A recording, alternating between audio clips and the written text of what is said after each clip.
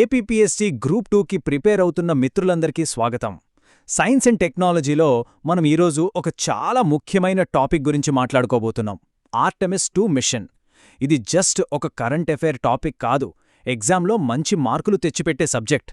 దాదాపు 50 ఏళ్ల తర్వాత మళ్లీ మనుషుల్ని చంద్రుని దగ్గరికి తీసుకెళ్తున్న ఈ ప్రయోగంలోనే ప్రతి అంశాన్ని రండి మనం ఎగ్జామ్ పాయింట్ ఆఫ్ వ్యూలో ఒక స్టడీ గైడ్లా విశ్లేషిద్దాం. ఓకే, ఈ సెషన్ని మనం ఒక పద్ధతి ప్రకారం 4 భాగాలుగా చూద్దాం. ఫస్ట్, ఈ మిషన్ యొక్క అసలు లక్ష్యాలేంటి, తర్వాత ఈ ప్రయాణం చేస్తున్న వాళ్ళు ఎవరో, వాళ్ళు వాడే టెక్నాలజీ ఏంటి, మూడోది చాలా కీలకమైనది, వాళ్ళు వెళ్లే దారి, దానిలో ఉన్న భద్రతా ఏర్పాట్లు, ఇక చివరగా ఈ మిషన్ ప్రాముఖ్యత ఏంటి, పాత అపోలో మిషన్కి దీనికి తేడా ఏంటి, ఇంకా మన పరీక్ష కోసం ఒక క్విక్ రివిజన్ కూడా చేసుకుందాం. రైట్, ఇక మొదలు పెడదాం. మనం మొదటి విభాగం, ఈ మిషన్కి సంబంధించిన కీలకమైన నంబర్లు ఇంకా లక్ష్యాలు. వీటి నుంచి డైరెక్ట్ బిట్స్ వచ్చే ఛాన్స్ చాలా ఎక్కువ, కాబట్టి జాగ్రత్తగా వినండి. ఈ స్లైడ్ను ఒక మిషన్ బ్రీఫింగ్ లాగా గుర్తుపెట్టుకోండి. ప్రయోగం ఎప్పుడు? ఏప్రిల్ 1, 2026. యాత్ర ఎన్ని రోజులు? సుమారు 10 రోజులు. ఎంత దూరం వెళ్తారు? భూమి నుంచి దాదాపు 4 లక్షల కిలోమీటర్లు. ఇక్కడ ఒక కీ పాయింట్ ఉంది. ఇది లూనార్ ల్యాండింగ్ కాదు, లూనార్ ఫ్లైబై. అంటే చంద్రుడి మీద దిగరు, జస్ట్ దాని చుట్టూ ఒక రౌండ్ వేసి వెనక్కి వస్తారు. మరి ఎందుకు?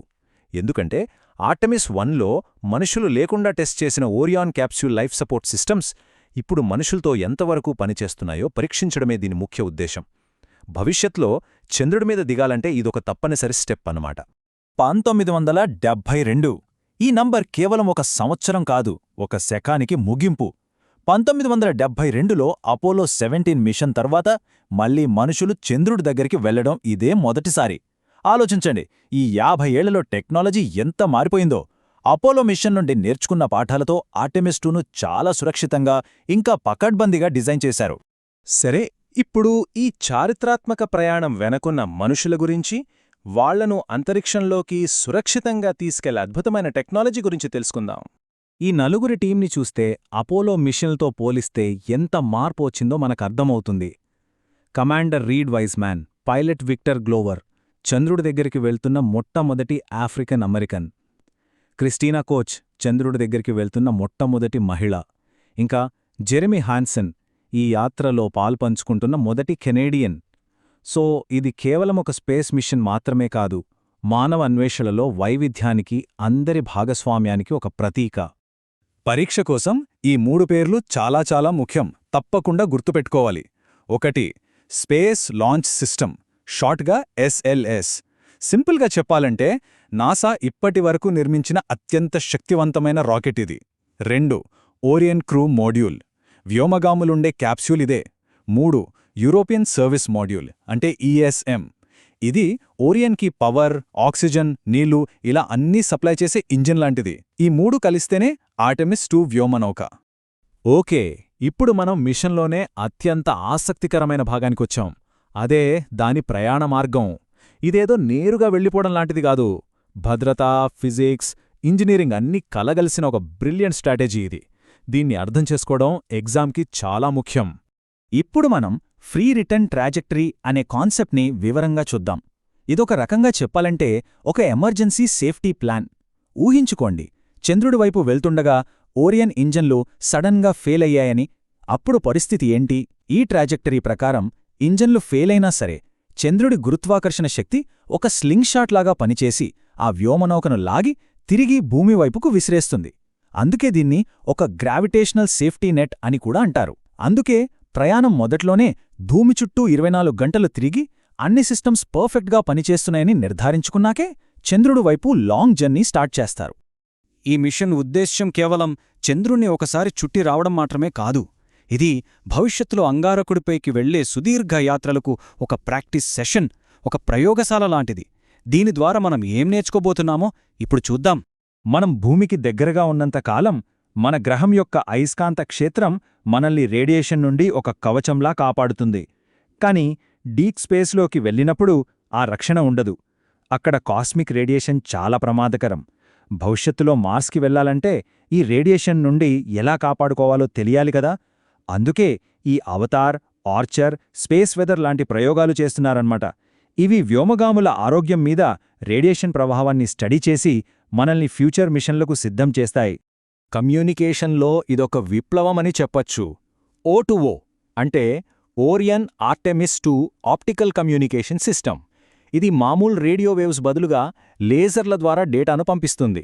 దీని స్పీడ్ ఎంతంటే సెకనుకు 260 megabits.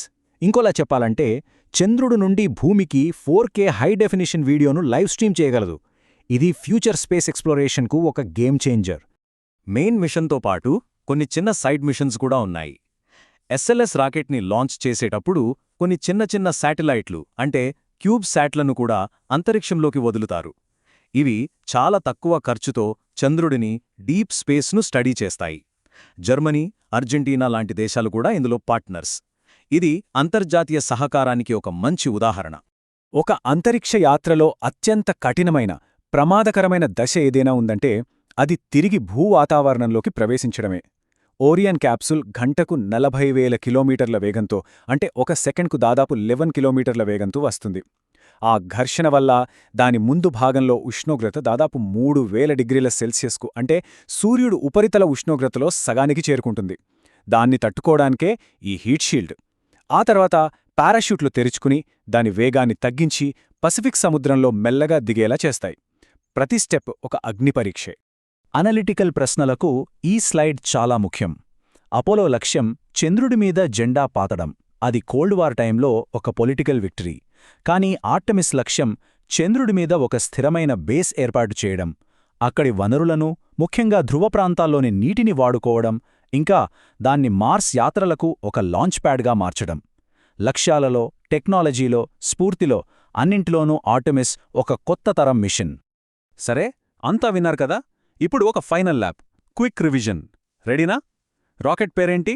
Space launch system SLS. వ్యోమనౌక పేరు ఓరియన్. మిషన్ టైప్ ఏంటి? లూనార్ ఫ్లైబై. సిబ్బంది ఎంతమంది?